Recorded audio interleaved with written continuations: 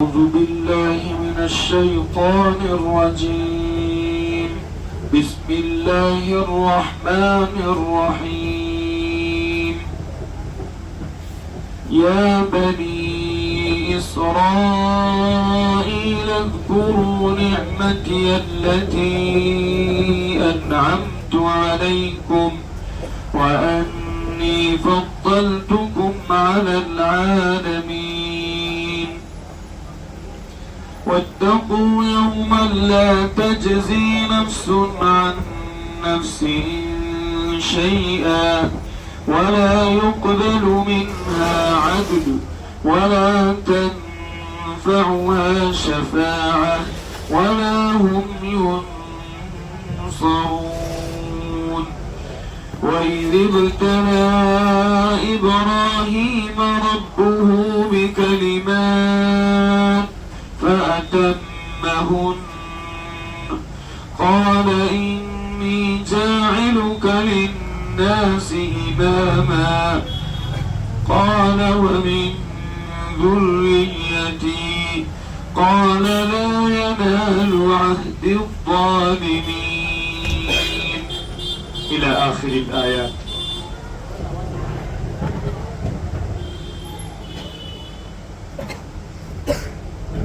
یہ سورہ بقرہ کا 15واں رکوع ہے، جس میں اللہ رب العزت نے حضرت ابراہیم علیہ السلام کا اور ان کی نسل میں سے بنی اسرائیل کا تذکرہ فرمایا ہے اور بہت ہی اہم اور بنیادی چیزوں کی تعلیم دی گئی ہے. چنانچہ پہلے میں ترجمہ کر رہا ہوں تاکہ ہمارے سامنے یہ رہے کہ اللہ رب العزت ہم سے کیا کہا. جو اس کا لفظ ہے اس لفظ کا اردو ترجمہ: اے بنی اسرائیل، تم یاد کرو میری اس نعمت کو جس سے میں نے تم کو نوازا اور میں نے تم کو تمام جہانوں پر فضیلت عطا فرمائی. اور ڈرو اس دن سے جس دن کوئی شخص کسی کو کچھ بدلہ نہیں دے سکتا ہے اور نہ ہی اس کی طرف سے کوئی فدیہ قبول کیا جائے گا اور نہ ہی کوئی سفارش اس کو کچھ فائدہ دے سکتی ہے اور نہ ہی ان کی مدد کی جائے گی. یہ بنو اسرائیل جو ہے حضرت ابراہیم علیہ الصلوۃ والتسلیمات کی نسل میں ایک اسماعیل علیہ السلام کی نسل سے جو سرزمین عرب میں آباد ہوئی اور قریش کہلائے، اور دوسری جو ان کی شریک حیات سے نسل چلی یعقوب اور اسحاق، وہ بنی اسرائیل ہے. یہاں پر جس نعمت کا تذکرہ ہے وہ نعمت توحید ہے، نعمت اسلام ہے. اور یہ بتایا جا رہا ہے کہ اللہ کے نزدیک سب سے بڑی نعمت جس کا اللہ نے تذکرہ کیا، ظاہر سی بات ہے ان کو بہت سارے تمغے ملے، حکومتیں ہیں، مال و دولت ہے، اسباب دنیا ہیں، اسباب عیش و عشرت ہیں، یہ ساری چیزیں ملی، لیکن ان تمام نعمتوں میں جس نعمت کا اللہ رب العزت تذکرہ کر رہا ہے اور ان کو یاد دلا رہا ہے وہ نعمت اسلام، نعمت توحید. اس لیے ایک مسلمان کے نزدیک سب سے بڑی چیز اور سب سے زیادہ پراؤڈ اور فخر والی چیز اور سب سے بڑا اللہ کا احسان یہ ہے کہ اللہ رب العزت نے ہم سب کو نعمت اسلام عطا کی، اور یہی اسے سب سے عزیز ہونا چاہیے، سب سے پیاری ہونی چاہیے. دنیا کی ساری نعمتیں ایک طرف اور دنیا کے سارے اسباب اور سارے سورسز ایک طرف، اور بلکہ یوں کہا جائے حکومتیں ایک طرف، لیکن اگر ایک طرف نعمت ایمان ہو تو اس کے اور اس کے درمیان کوئی کمپیریزن ہی نہیں. اسی لیے اللہ رب العزت نے نعمت اسلام ان کو یاد دلائی. اور پھر ایک بہت بڑے بنیادی عقیدے کو صاف کیا گیا کہ بنو اسرائیل میں بھی اور آج کی دنیا میں بھی، کیونکہ قرآن رہتی دنیا تک کی کتاب ہے اور اس کے جو میسیجز ہیں وہ قیامت تک آنے والے انسانوں کی رہبری کرے، زندہ کتاب ہے. تو بنو اسرائیل میں یہ ایک عقیدہ تھا جب وہ توحید سے ہٹے اور اللہ نے جو ان کو پیغمبر کی تعلیمات دی تھی، ان تعلیمات میں انہوں نے چینجز کیے اور تبدیلیاں کی اور اس میں ہیرا پھیری کی، بدلا. تو ان میں سے کچھ لوگوں کا یہ عقیدہ بنا کہ جو ان کے اسلاف ہیں، جو ان کے بزرگان دین ہیں، وہ کل قیامت میں ان کو بچا لیں گے. وہ اعمال کچھ بھی کریں، ان کا کریکٹر کیسا ہی خراب ہو، ان کے کرتوت چاہے جیسے گندے ہوں، لیکن ان کی یہ مینٹلٹی اور ان کا یہ عقیدہ بن گیا کہ ان کے جو بزرگ اسلاف وہ ہے وہ ان کو اس سے بچا لیں. آج کل بھی یہ عقیدہ بہت ساری اپنی کمیونٹی کے لوگوں میں پایا جاتا ہے. بہت سارے لوگ میں نے دیکھا کہ وہ نماز ہی معاف کر دیتے. آپ چند پیسے دیجئے یا ان سے بیعت کر لیجئے یا جو ان کا سسٹم ہو. مجھے بتایا لوگوں نے کہ وہ نماز معاف کرا دیتے کہ ٹھیک ہے اب آپ کے اوپر نماز نہیں. تو یہ اسی کا ایک، یہ سمجھ لیجئے ایک سلسلہ ہے اور اسی کی ایک کڑی کہ بھئی اللہ رب العزت نے جو چیزیں، بہت سارے ہمارے یہاں لوگ ایسے ہوتے ہیں جو ماشاءاللہ کھانا پانی یہاں کھاتے ہیں اور اعمال اور ایکٹیویٹیز یہاں کرتے ہیں، لیکن جب ان سے کہا جاتا ہے کہ آپ نماز کے لیے مسجد تشریف نہیں لائے تو کہتے ہیں ہم نماز جو ہے مدینہ شریف اور مکہ شریف میں پڑھ لیں. یہ بہرحال یہ اسی سے ریلیٹڈ ہے کہ آدمی اپنے عمل کی بنیاد، اللہ رب العزت نے جو چیز فرض کر دی ہے ایک ایک آدمی پر، پھر اس سے کوئی آدمی اس کو بچا نہیں سکتا. ہاں شفاعت کام آئے گی، سفارش کام آئے گی. ہمارے آقا صلی اللہ علیہ وسلم بھی سفارش کریں گے، لیکن جو آدمی کفر پر ہو، جو آدمی شرک پر ہو، جو آدمی سراسر اللہ کی تعلیمات کے اگینسٹ اور خلاف ہو، اس کی کسی قسم کی کوئی سفارش نہیں کی جائے گی. یہاں اللہ رب العزت نے اسی کا تذکرہ کیا ہے وَلَا يُقْبَلُ مِنْهَا عَدْلٌ، نہ ان کی طرف سے کوئی فدیہ قبول کیا جائے گا اور نہ ہی کوئی سفارش ان کو کوئی کام آئے گی، کوئی نفع دے گی، ان کو بچا سکے گی. وَلَا هُمْ يُنصَرُونَ، اور نہ ہی ان کی کوئی مدد کی جائے. لہذا عقیدے کے تعلق سے اس وقت ہم لوگوں کو بہت ہی اویئر ہونا چاہیے.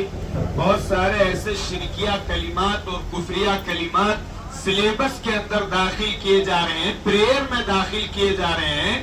وہ سینٹنسز آپ علماء سے، مفتیوں سے معلوم کریں گے تو وہ سراسر شرک پر مبنی اور اس کے اندر کھلا ہوا کفر ہے.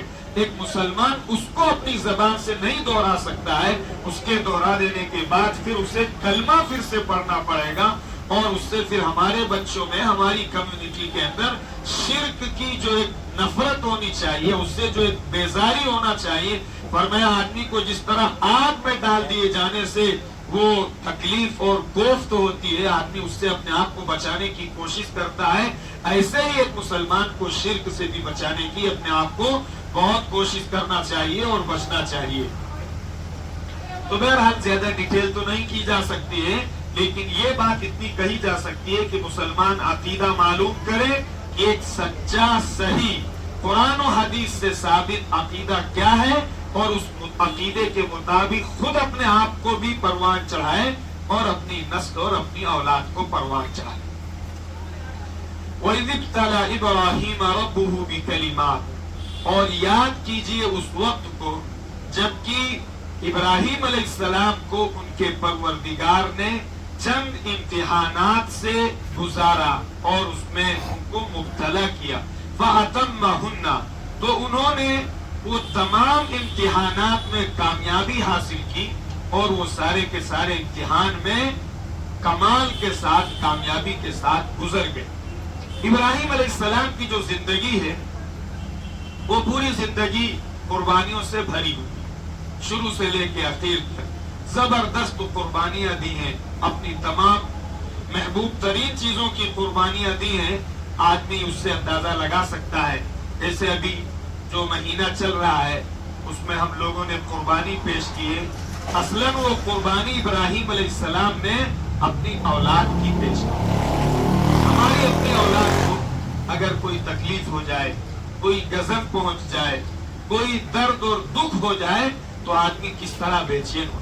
آدمی اپنی تکلیف، ایک ماں اور ایک باپ اپنی تکلیف تو برداشت کر لیتا ہے، لیکن اپنے بیٹے کی اور اپنی بیٹی کی تکلیف اس کو اپنی آنکھوں سے دیکھی نہیں جا سکتی، آنکھوں سے آنسو چھلک جاتے ہیں۔ ابراہیم علیہ السلام نے ایک اولاد مانگی تھی خدا سے، قرآن میں بار بار اس کا تذکرہ کیا گیا ہے کہ رب هب لی من الصالحین، اللہ رب العزت سے نیک اولاد تھا کہ اللہ مجھے نیک اولاد عطا فرما بردار اولاد عطا فرما۔ آپ کو ایسے بھی لوگ مل جائیں گے جو یہ کہتے ہوئے کہ اللہ تعالی ہماری طرح کسی کو بولیے اولاد نہ دے، ایسے بھی لوگ آپ کو مل جائیں گے۔ یعنی ان کی اولاد نے ان کو اتنا پریشان کیا، اتنا ٹارچر کیا اور اتنا ان کو ستایا اور دکھ پہنچایا کہ وہ اس سے گویا کہ اب گئے اور یہ کہہ رہے ہیں کہ اللہ تعالیٰ میری طرح کسی کو اولاد نہ دے۔ تو یہ گویا کہ ابراہیم علیہ السلام کی تعلیمات سے ہم کو یہ ملتا ہے کہ انہوں نے کیسی دعا سکھائی کہ اللہ مجھے نیک اولاد دے۔ تو جو بھی آدمی اولاد کی دعا مانگے تو نیک اولاد کی دعا مانگے، ایک چیز۔ دوسری چیز، پھر وہ جب بچہ پروان چڑھ گیا اور وہ بچہ اس لائق ہو گیا کہ اپنے باپ کا سہارا بنے اور انتہائی مطیع و فرما بردار، انتہائی ہونہار، جتنے اوصاف اس کے بیان کیے جائیں، ظاہر سی بات ہے وہ اوصاف پورے نہیں ہو سکتے ہیں جن کمالات کے وہ حامل تھے، لیکن پھر اللہ یہ کہتا ہے کہ تم اپنی اسی محبوب اولاد پر جس کو بڑی تمناؤں اور امنگوں سے، بڑی دعاؤں سے تم کو دی گئی ہے، اس پر، اس کی حلق پر چھری چلا۔ یہاں ایک بات یہ بھی بتا دی گئی ہے کہ بہت سارے دنیا کے لوگ اسلام کی ہر تعلیم کو، اسلام کی ہر تعلیم کو، اس کی لاجک اور اس کی منطق اور اس کو اپنے فلسفے پر اتارنا چاہتے ہیں، لیکن ایک مسلمان کے دل و دماغ میں یہ بات ہونی چاہیے، جو بات اللہ اور اس کے رسول کی طرف سے آئی ہے وہ ہمارے دماغ میں گھسے نہ گھسے، ہماری علم کے مطابق ہو یا نہ ہو، لیکن اگر وہ اللہ کی طرف سے آئی ہے تو ایک مسلمان کی یہ ذمہ داری ہے کہ وہ اس کے سامنے سر تسلیم خم کر دے، پھر اس میں اپنے عقل کے گھوڑے نہ دوڑائے، ورنہ اس آدمی کے بہک جانے میں زیادہ دیر نہیں لگے۔ آپ یہاں پر بہرحال بہت ساری اس کی لاجک اور منطق ہو سکتی ہے، لیکن ایک آدمی اپنی سگی اولاد پر، کیونکہ اس کو نہیں معلوم تھا کہ میں جو چھری چلانے جا رہا ہوں یہ ایک دمبے پہ چھری چلے، کیا ان کو معلوم تھا؟ اگر ان کو یہ معلوم تھا تو امتحان کس بات کا تھا؟ پھر ان کو نہیں معلوم تھا، وہ ریئلی اپنے اولاد کی حلق پر چھری چلا رہے تھے، یہ بتانے کے لیے کہ ایک آدمی کو اللہ نے اولاد دی ہے، اللہ رب العزت کی طرف سے یہ فیصلہ ہے، اللہ یہ حکم دے رہا ہے، کوئی منطق، کوئی فلسفہ، کوئی دماغ، کوئی ایسی چیز نہیں یہ کہہ سکتی ہے کہ یہ چیز بھی کیا ہے، درست ہو سکتی ہے، کوئی نہیں کہے گا، لیکن ہاں ایک اللہ کا حکم ہے، اس لیے پیغمبر اپنے بچے کی حلق پر چھری پھیر کے دنیا کے لوگوں کو یہ بتانا چاہتا ہے کہ اللہ کا حکم ایک ایسی چیز ہے کہ اس پر اپنی اولاد، اپنے بال بچے، اپنے کاروبار اور جو کچھ بھی اللہ کے حکم کے مقابلے میں آئے اس کو اسے قربان کر دینا چاہیے، اس کی اس قربانی کے نتیجے میں اللہ اس کو وہ پھل دکھائے گا جن پھلوں کا آگے اس میں تذکرہ کیا گیا۔ لیکن اگر وہاں آدمی دماغ لگائے گا تو پھر اس کے بیٹھ جانے میں کوئی شک شبہ نہیں۔ اسی لیے آپ دیکھیں گے حضرت کسی بڑے جلیل القدر صحابی کا یہ قول ہے کہ جب ان سے کہا گیا کہ دین جو ہے وہ عقل سے نہیں، اس لیے کہ اگر دین عقل سے ہوتا تو یہ بات بالکل کلیئر ہے کہ جو آدمی خف ہوتا ہے موزہ چمڑے کا اس پر مسا کہاں کرتا ہے؟ ارے بولیے، اوپر کرتا ہے. اور جب چلتا ہے اس میں جو لگتا ہے، جو بھی چیز لگتی ہے اس میں، وہ کہاں لگتی ہے؟ نیچے لگتی ہے. مسا کہاں کر رہا ہے؟ اوپر کر رہا ہے. اس لیے کہا کہ اللہ کا جب حکم آ جائے اور جب شریعت کا کوئی حکم آ جائے تو اس میں پھر آدمی کو بہرحال اس کی منطق اور لاجک تلاش کرے، اس سے منع نہیں ہے، لیکن اس کو اپنا سر جو ہے وہ اللہ کے حکم کے سامنے جھکا دینا چاہیے کہ اللہ کی کیا مصلحت ہے ہم نہیں سمجھ پا رہے ہیں، ہمارا دماغ وہاں تک نہیں پہنچ پا رہا ہے. اس میں آدمی کو اگر اس نے دماغ لڑایا تو پھر اس کے بہک جانے کا زیادہ اندیشہ. لہذا یہ تو میں نے ایک قصہ سنایا. ابراہیم علیہ السلام کی پوری زندگی آپ دیکھیں گے وہ امتحانات سے بھری ہوئی اور کیسے زبردست امتحان ہوئے. یہی امتحان کوئی چھوٹا موٹا امتحان کہ اپنی اولاد کی حلق پر چھری چلا رہے ہیں، اور وہ کیسی بہت ساری اس میں تعلیمات ملتی ہیں، لیکن ان کا تذکرہ کرنا یہاں اس کا استقصا ممکن نہیں ہے. کہ ایک یہ بھی بات ملتی ہے کہ ابراہیم علیہ السلام نے اپنے اس چھوٹے سے بچے کی تربیت کیسی کی. جب انہوں نے کہا یا بنی انی اری فی المنام انی اذبحک فانظر ماذا تری، یہ بیٹے میں نے خواب دیکھا ہے کہ میں تجھ کو ذبح کر رہا ہوں. 13 سال کا بچہ ہو یا مختلف روایات میں اس سے کچھ کم زیادہ کا ہو، یہ عمر کیا ہوتی بچوں کی، لیکن اس بچے کو اتنی عمر میں ایسا ٹرین کر دیا تھا، ایسی تربیت دی تھی کہ اللہ کا اگر حکم بیٹا تیرے سامنے آئے پھر تجھے اپنی گردن جھکانے میں اور اپنے آپ کو قربان کر دینے میں ذرا بھی تأمل نہیں کرنا چاہیے. چنانچہ اس بیٹے سے جب باپ نے کہا تو بیٹا کیا کہتا ہے؟ یا ابت افعل ما تؤمر، اے ابا آپ کو جو حکم دیا اللہ نے، پھر ہماری حیثیت کیا ہے؟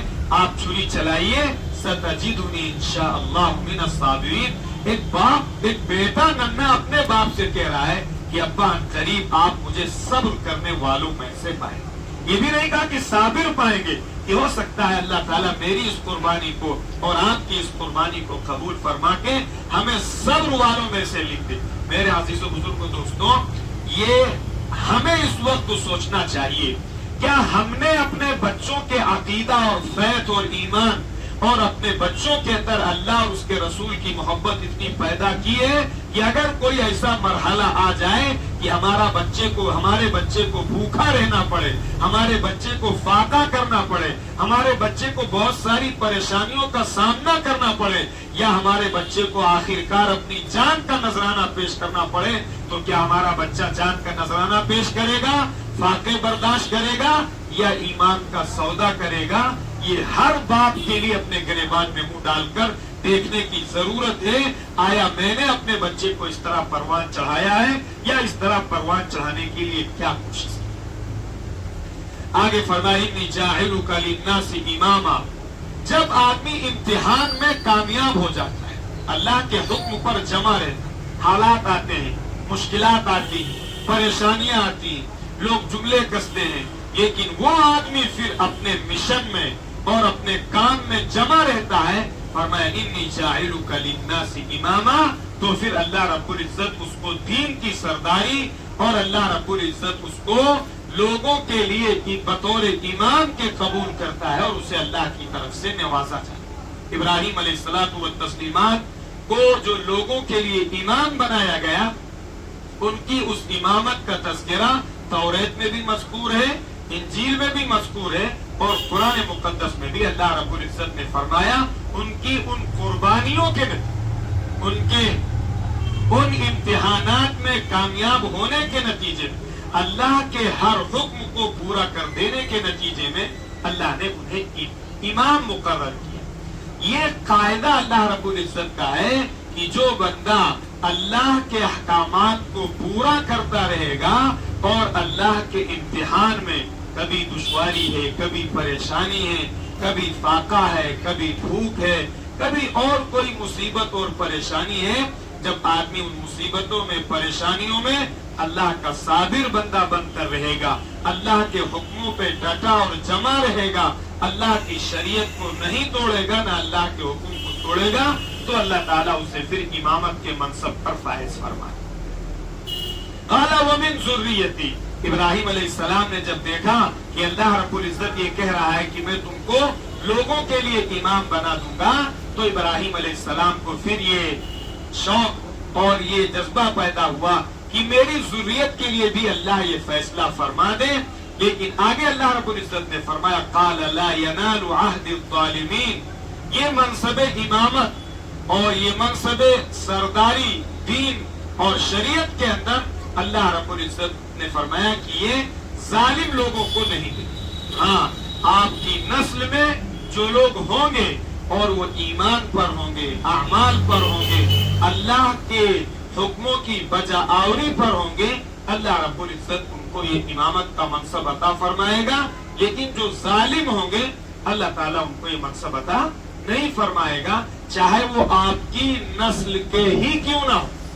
یہ بھی یاد رکھی جائے، یہ بھی چیز یاد رکھی جائے، اللہ رب العزت کا جو فیصلہ ہوتا ہے وہ اللہ کا فیصلہ اعمال کی بنیاد پر، انسان کی قربانی اللہ کے دین کے لیے دینے کی بنیاد پر ہوتا ہے. کسی کے خاندان میں پیدا ہو جانے سے یا کسی نسل میں جنم لے لینے سے اللہ رب العزت کا فیصلہ اس کے حق میں وہ نہیں ہوتا ہے جو ایک فرما بردار کے لیے اور مطیع کے لیے ہو. آپ دیکھیں گے اس زمانے میں، بہرحال میں بہت چھوٹا ہوں لیکن قرآن کی اس سے یہ بات معلوم ہوتی ہے کہ اگر اس کے خلاف کام کیا جائے گا تو کرپشن. ایک آدمی ہے، کوئی بھی تنظیم ہے، وہ اس کا فاؤنڈر ہے یا وہ اس کو چلانے والا ہے، اس کے لیے کوششیں کی ہیں، اس نے اپنی زندگی کھپائی ہے. پھر اگر وہ چاہتا ہے کہ یہی چیز ہماری نسل کے اندر منتقل ہو، چاہے اس کی نسل اس عہدے کے، اس منصب کے لائق ہے یا نہیں ہے، اگر وہ اس کو اس منصب پہ بٹھاتا ہے تو یہیں سے کرپشن پیدا ہوتا ہے اور یہیں سے پھر اس تنظیم کی روح نکل جاتی ہے جب یہ چیز پیدا ہوتا ہے. اس کو اللہ نے صاف صاف فرمایا، ابراہیم علیہ السلام سے فرمایا کہ آپ کی نسل سے ہی کیوں نہ ہو، لیکن اگر وہ ٹریک سے ہٹے ہوئے ہیں اور اگر وہ اس لائق نہیں ہے اور اگر وہ اللہ کے احکامات کی بجاوری پر پابند نہیں ہے تو پھر وہ ظالموں میں شمار کیے جائیں گے اور اللہ کا یہ جو منصب اللہ کی طرف سے دیا جائے گا وہ ظالم کو نہیں دیا جائے گا. وَإِذْ جَعَلْنَا الْبَيْتَ مَثَابَةً لِلنَّاسِ وَأَمْنًا، اور یاد کیجئے اس وقت کو جبکہ ہم نے بیت اللہ کو لوگوں کے لیے مرکز بنایا اور امن و امان کی جگہ بنایا، اور مقام ابراہیم کو آپ مصلی بنائیے، نماز پڑھنے کی جگہ بنائیے. اور ہم نے ابراہیم کو اور اسماعیل علیہ الصلاۃ والتسلیمات کو اس بات کی وصیت کی کہ آپ دونوں لوگ میرے گھر کو طواف کرنے والوں کے لیے، اعتکاف کرنے والوں کے لیے، رکوع کرنے والوں کے لیے اور سجدہ کرنے والوں کے لیے پاکیزہ رکھیں. آگے فرمایا یاد کیجئے اس وقت کو جب ابراہیم علیہ السلام نے دعا فرمائی، یہ میرے پروردگار آپ اس شہر کو امن و امان والا شہر بنا دیجئے اور آپ یہاں کے باشندوں کو وہ پھل عطا کیجئے، پھل عطا کیجئے جو ان میں سے اللہ اور آخرت کے دن پر ایمان لائیں. قالا، اللہ رب العزت نے فرمایا ومن کفر، اور جنہوں نے انکار کیا جو کافر ہیں، ہم ان کو دنیا میں متاع زیست اور دنیا میں برتنے کا، لطف اندوز ہونے کا، انجوائمنٹ کے سورسز ہم ان کو عطا کریں گے، پھر ہم ان کو دھیرے دھیرے دوزخ کی عذاب تک کھینچ کر لے جائیں گے اور یہ بدترین پلٹنے کی جگہ. یہ تو ترجمہ تھا.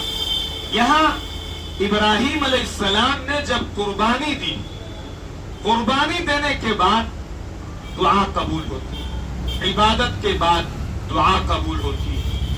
بہرحال ابراہیم علیہ السلام نے جو قربانیاں دی، اپنے بچے کو اور اپنی بیوی کو ایک بے آب و گیاہ سرزمین میں بسایا اور چھوڑا.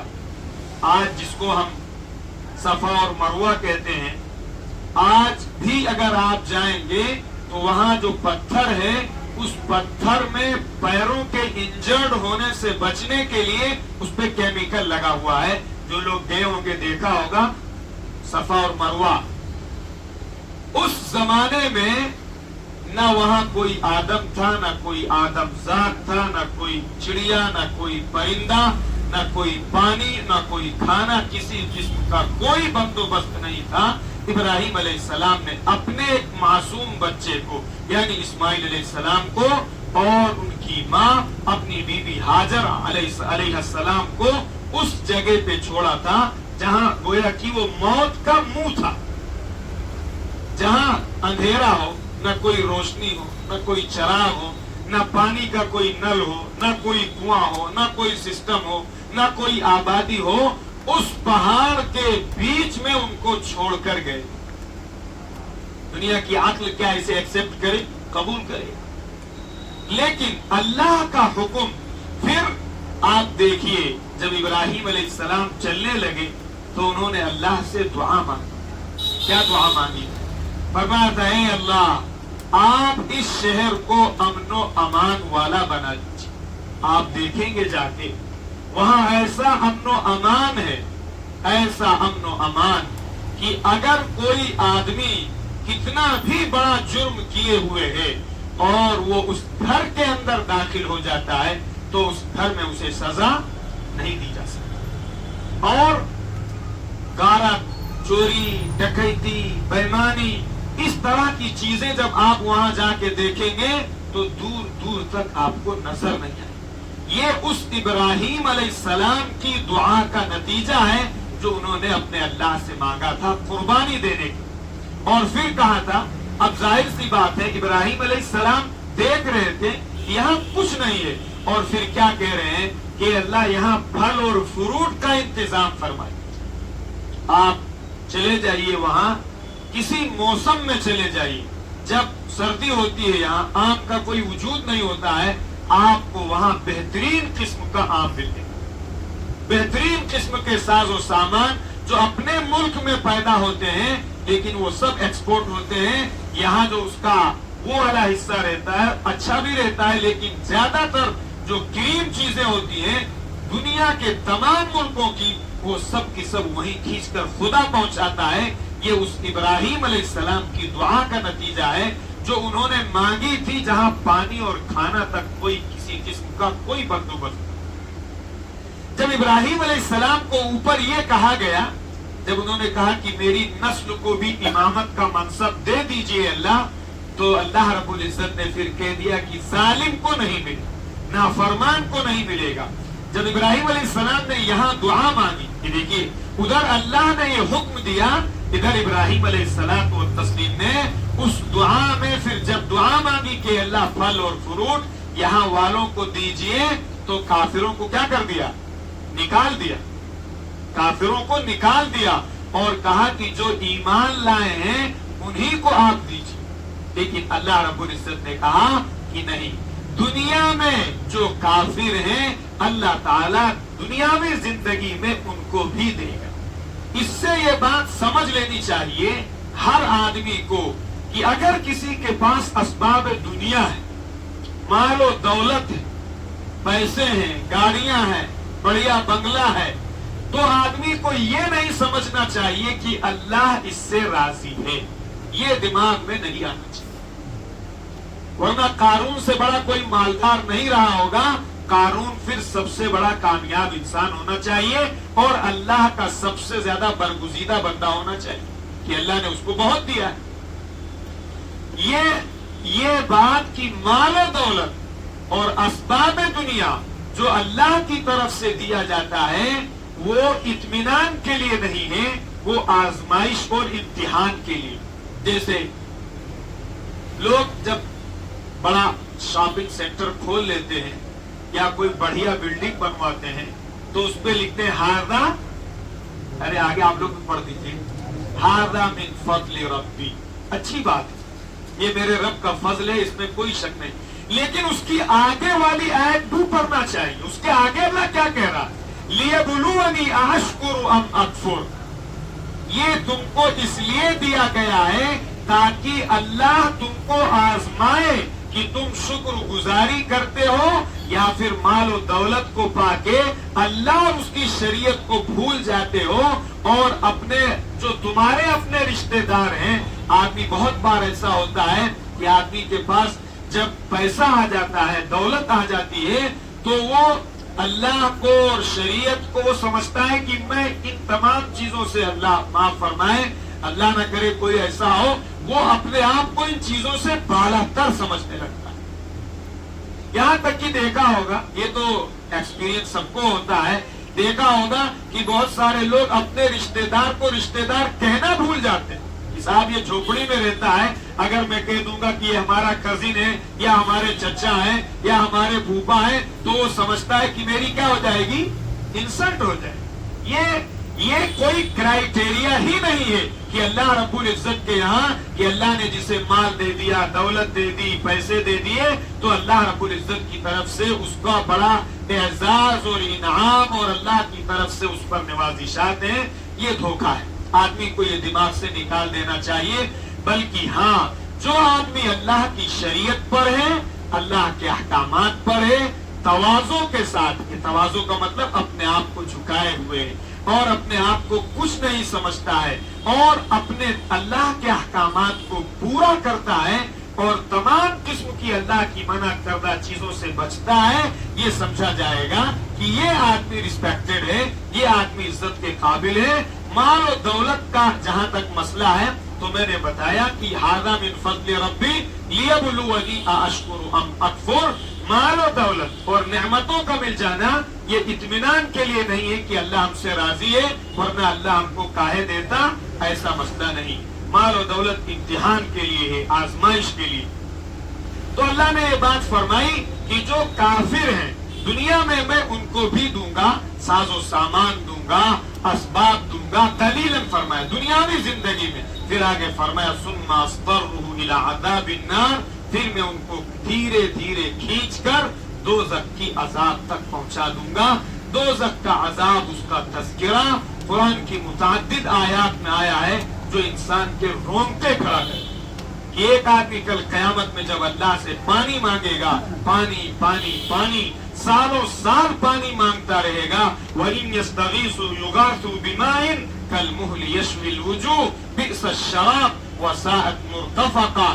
اور جب اس کو دوزخ میں پینے کے لیے پانی دیا جائے گا، قرآن میں اللہ نے فرمایا کہ وہ اتنا اس کا ٹمپریچر ہوگا، اتنا ٹمپریچر ہوگا کہ جب وہ اس کو پینے کے لیے اپنے منہ کے قریب کرے گا، قرآنی الفاظ یہ کہہ رہے یشوی الوجوہ، تو وہ پانی کا ٹمپریچر اس کے پورے چہرے کو بھون کر رکھے۔ اسی لیے صحابہ جب دوزخ کا تذکرہ کرتے تھے تو ان کی راتوں کی نیند اڑ جاتی تھی، اس لیے کہ ان کو یقین تھا۔ جس آدمی کو اس کا یقین ہو وہ اپنے منہ سے حرام لقمے لگا لے گا، جس آدمی کو اس کا یقین ہو وہ سود کھا لے گا، جس آدمی کو اس کا یقین ہو وہ اپنے بچوں کی پرورش کے لیے جھوٹ اور بے ایمانی سے پیسہ کمائے گا۔ قطعاً نہیں ہو سکتا ہے، لیکن میرے عزیز و بزرگو دوستوں، قرآن کی ان تعلیمات سے ہم دور ہو گئے جس کی بنیاد پر آج ہماری کمیونٹی ان تمام کوالٹیز میں سب سے آگے دکھتی ہے، جو کوالٹیز اس کے اندر دور دور تک نہیں پہنچی۔ بئس المصیر، فرمایا جائے بدترین لوٹنے کی جگہ ہے۔ اس کے بعد پھر ابراہیم علیہ السلام نے جو بیت اللہ کو بنایا اس کا تذکرہ ہے، وَإِذْ يَرْفَعُ إِبْرَاهِيمُ الْقَوَاعِدَ مِنَ الْبَيْتِ وَإِسْمَاعِيلُ، اور یاد کیجئے اس وقت کو جب کہ ابراہیم علیہ السلام اللہ کے گھر کی بنیادیں اٹھا رہے تھے اور بنا رہے تھے، اور اسماعیل علیہ السلام بھی ان کے ساتھ اس خدمت کو انجام دے رہے تھے، اور یہ کہہ رہے تھے ربنا تقبل منا، اے اللہ ہماری طرف سے ہماری اس کاوش کو، ہماری اس کوشش کو قبول کر لیجئے۔ یہ مومن کے دل کی آواز کہ نماز پڑھے گا تو اللہ کے سامنے ہاتھ اٹھا کے یہ کہے گا کہ اللہ ہماری نماز کو قبول فرما، صدقہ دے گا، خیرات کرے گا اور ٹھنڈے پانی کی مشین لگائے گا تو اللہ سے یہ کہے گا کہ اللہ ہمارا یہ عمل قبول فرما لیجیے، ہمارے اس عمل کو لوگوں کی خدمت کا اور ہمارے لیے آخرت کا ذریعہ بنا لیجیے، یہ کہے گا۔ ورنہ پھر جب یہ اسپرٹ نکل جائے گی، پھر ایک پیکٹ 2 کلو کی 5 آدمی ہاتھ لگا کر اٹھا کر اس کو کسی غریب کو دیں گے، صرف کاہے کے لیے وہ میں نہیں بتاؤں گا، وہ آپ خود سمجھ لیجیے۔ یہ کیا تماشا ہے، یہ تماشا۔ بہرحال میں ایک اور بنیادی بات اس میں یہ بھی ہے की बहुत सारी NGOs और जो है वो तंजीमें काम करती हैं, उनको दिखाना भी रहता है हुकूमत के ताल्लुक से बहुत सारी ऐसी चीजें हैं। तो बहरहाल अगर इस तरह का कोई उसके साथ जो है इशू है तो उसकी इजाजत दी जा सकती है, लेकिन आम तौर पे आदमी को ऐसे देना चाहिए कि एक दायां हाथ, हदीस में फरमाया गया दायां हाथ जो दे रहा है बाएं हाथ को उसकी खबर नहीं होनी चाहिए। बहरहाल हमको भी ऐसा ही बनना है इंशाअल्लाह। फरमाया तो मैं ये कह रहा जो अमल करे आदमी, छोटा अमल हो बड़ा अमल हो, तस्बीह पढ़े, तिलावत करे, गरीब और यतीम को कुछ हदिया तोहफा दे, या किसी के साथ और कोई सोशल एक्टिविटी करे या सर्विस करे, तो फिर उसको ये कहना चाहिए रब्बना तकब्बल मिन्ना, ए अल्लाह हमारी तरफ से इसे कबूल कर लीजिए हर अमल में। और फिर आगे फरमाया इन्नका अंतस समीउल अलीम, ए अल्लाह आप जानने वाले हैं और आप सुनने वाले हैं, यानी हमारी दुआ को भी सुन रहे हैं और हमारे दिल के अंदर जो इमोशन है कि अल्लाह तू राजी हो जाए, तू खुश हो जाए, तेरे आका राजी हो जाए, खुश हो जाए, अल्लाह ये इमोशन भी आपके इल्म में। फिर आगे दुआ मांगी रब्बना, ए हमारे परवरदिगार हमें अपना फर्मा बरदार बना कर रखी। एक आदमी थोड़ी सी इबादत करता, हम लोगों का जो मिजाज है वो आदमी थोड़ी इबादत करता है और भूल के गुब्बारा हो जाता है, अरे साहब हम तो जो है वो तहज्जुद पढ़ते हैं, लोग फखरिया बयान करते हैं कि साहब 4 साल हो गए हैं लेकिन तहज्जुद की नमाज अभी कज़ा नहीं। और ऐसे बेवकूफ नादान निकम्मा जाहिल आदमी इसी एरिया का वो आगे ये भी कह रहा है लेकिन ज़ोहर और असर और मगरिब नहीं पढ़ता, ये कह रहा है, वो मुझसे खुद कह रहा है कि ज़ोहर और असर और मगरिब नहीं पढ़ता हूं, लेकिन अल्हम्दुलिल्लाह मामूल ये है कि 2:30 बजे रात को उठ जाता हूं और तहज्जुद की 4 रकात। क्या जिहालत है कि आदमी इतनी मत मारी गई कि जो चीज फर्ज है तुम पर तुम उसको इग्नोर कर रहे हो, उसको छोड़ रहे हो, अल्लाह का अजाब और पनिशमेंट को दावत दे रहे हो, और जो चीज नफल है उसको कर रहे। ठीक है वो करना बहुत अच्छी चीज है, लेकिन ये छोड़ना उससे ज्यादा बुरी चीज। मैं नहीं कह रहा हूं कि वो बुरा काम कर रहा है, लेकिन ये उससे ज्यादा बुरा काम कर रहा है। वो तहज्जुद न पढ़े लेकिन फज्र की नमाज जमात से पढ़े और ईशा की नमाज जमात से पढ़े, तो हो सकता है अल्लाह ताला उसको तहज्जुद का सवाब और रात भर इबादत का सवाब दे दे। तो मैं ये कह रहा था ऐसे भी लोग होते हैं। तो अब मुसलमान जो भी अमल करे, एक आदमी बहुत नमाजें पढ़ता है, रोजा रखता है, तस्बीह करता है, तिलावत करता है, सारे अमाल करता है, तो उसको ये दुआ करते रहना चाहिए कि अल्लाह मुझे अपना फरमा बना। इब्राहिम अलैहिस्सलाम, उनकी नियत, उनका जज्बा, उनके अमाल, उनका अल्लाह से ताल्लुक, जिसने इतनी बड़ी बड़ी सेक्रीफाइस बेर की हो, कुर्बानियां दी हो, उसमें कोई शक नहीं किया जा सकता है, शक करने की गुंजाइश भी नहीं। वो ये दुआ मांग रहे हैं कि अल्लाह मुझे मौत तक फर्मा बरदार बनाए रहे। ऐसा ना हो कि आदमी पहले बहुत अमल करता रहा और बीच में ऐसे हालात आए कि उसने फिर साहब दीन और इस्लाम सब कुछ क्या कर दिया, कुर्बान कर दिया। ऐसा ना होने पाए, बल्कि हमेशा ये दुआ करते रहना चाहिए कि अल्लाह मुझे फर्मा बरदार बनाए रख, जैसे इब्राहिम अलैहिस्सलाम ने दुआ मांगी इतनी बड़ी बड़ी कुर्बानियां देने के बाद कि ए हमारे परवरदिगार आप अपना हमको फर्मा बरदार बनाए रखिए और मेरे बेटे को फर्मा बरदार बनाए रखिए। आगे फरमाया वमिन ज़ुर्रियतिना, और हमारी ज़ुर्रियत में एक फर्मा बरदार उम्मत अपनी पैदा फरमा। और अरिना मनासिकना, फिर आगे ये दुआ फरमाई मैंने काबा बना दिया है, मैंने तेरे घर की तामीर कर दी है। तामीर के ताल्लुक से भी बहुत लंबी डिटेल है। इब्राहिम अलैहिस्सलाम ने तो बुनियादें उठाई हैं, लेकिन उससे पहले आदम अलैहिस्सलाम भी उस घर को बना चुके हैं। फरिश्तों ने भी बाद रिवायात में आता है जिब्रील अलैहिस्सलाम ने उस घर को बनाया है, वो लंबी डिटेल है, उसको मैं छोड़कर ये बता रहा हूँ इसलिए कि टाइम भी हो गया है।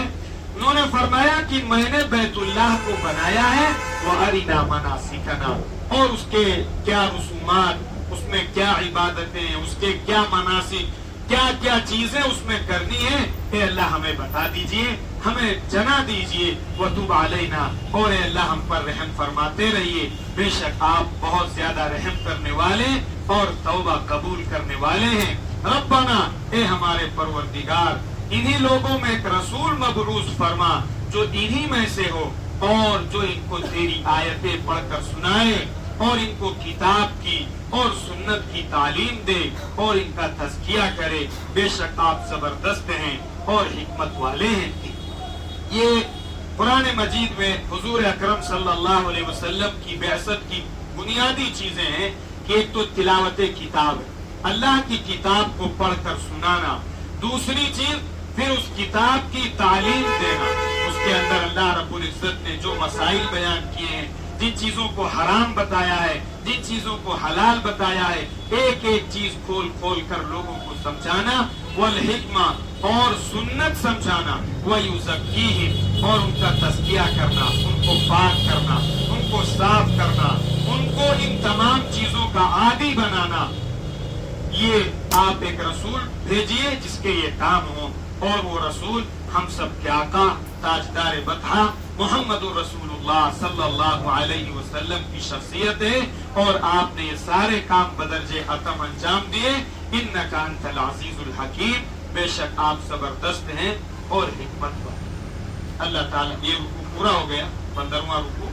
اللہ تعالیٰ ہم سب کو عمل کی توفیق عطا فرمائے، اور جو عقیدے کے تعلق سے باتیں کہی گئی ہیں وہ عقیدہ اور ہمارا اپنا اور اپنے بچوں کا وہ عقیدہ بچوں کو سکھانے کی فکر کی جائے.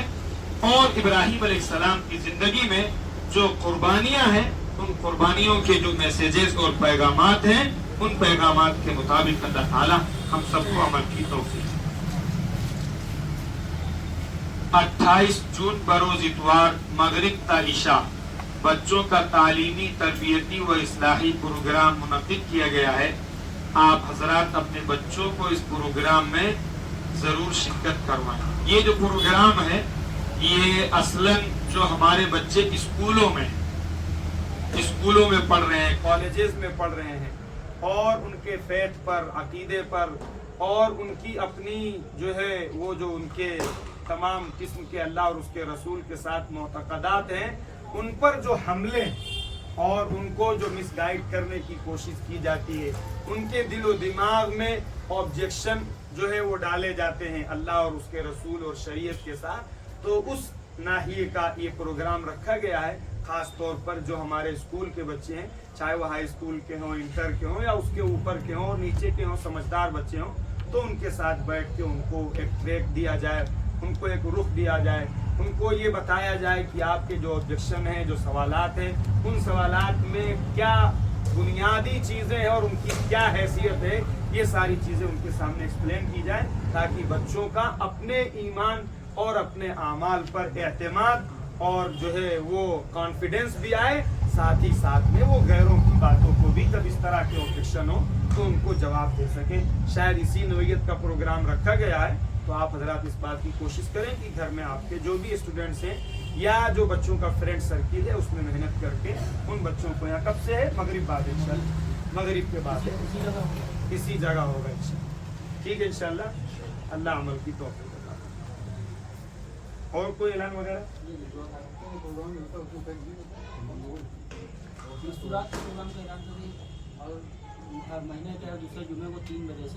اچھا، مستورات کا بھی پروگرام رکھا گیا ہے، اس لیے کہ عورتیں بھی جو ہے وہ معاشرے کا ایک جز ہے، اور عورت کی اصلاح سے سماج کی اصلاح ہوتی ہے، اور آدمی کی اصلاح سے فرد کی اصلاح ہوتی ہے. یعنی ایک عورت کی زندگی میں دین آئے گا، فکر آئے گی، تو وہ فکر وہ بچوں میں منتقل ہوگی، اس سے سماج تیار ہوگا. تو اس لیے وہ پروگرام اہتمام کے ساتھ آپ حضرات اپنے گھر کی مستورات کو پہنچانے کی کوشش کریں تاکہ ان کی زندگی میں زندگی. ٹھیک ہے انشاءاللہ. اللہم صلی علی سیدنا و مولانا محمد وسلم. ربنا ظلمنا انفسنا وان لم تغفر لنا وترحمنا لنكونن من الخاسرین. یا اللہ قرآن مقدس پڑھا گیا، اے اللہ اس کے میسیجز اور پیغامات پڑھے گئے، اے اللہ ہم سب کی زندگیاں اے اللہ قرآن سے بہت دور جا چکی ہیں، اے اللہ ہم سب کو قرآن سے جڑنے کی توفیق عطا فرما دے. اے اللہ بہترین قرآن پڑھنے کی توفیق عطا فرما. اے اللہ قرآن سمجھنے کی توفیق عطا فرما. اے اللہ قرآن کے نور سے اے اللہ ہم سب کے سینوں کو منور فرما. اے اللہ ہم سب کے گھروں کو آباد و شاداب فرما. اے اللہ ہم سب کے کاروباروں کو، ہم سب کی دکانوں کو، اے اللہ ہم سب کے پروفیشن کو اے اللہ قرآن کے نور سے منور فرما۔ اے اللہ ہماری آنکھوں کو، ہمارے کانوں کو، ہمارے دماغوں کو، ہمارے دلوں کو اے اللہ قرآن کے نور سے منور فرما۔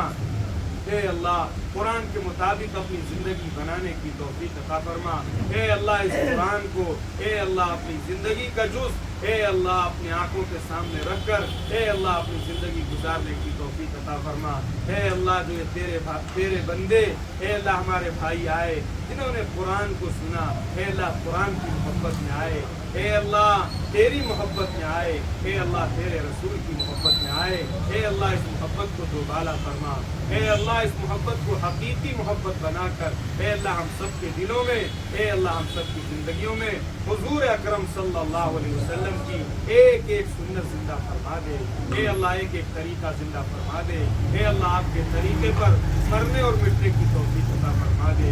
اے اللہ جو کچھ کہا گیا اے اللہ کہنے والا محتاج ہے، اے اللہ سننے والے محتاج ہیں، اے اللہ اپنے فضل و کرم سے اے اللہ اس کے مطابق اپنے آپ کو سجانے کی بنانے کی توفیق عطا فرما۔ ربنا تقبل منا انك انت السميع العليم وتب علينا انك انت التواب الرحيم۔ صلی اللہ تعالی علی خیر خلقہ محمد وآلہ واصحابہ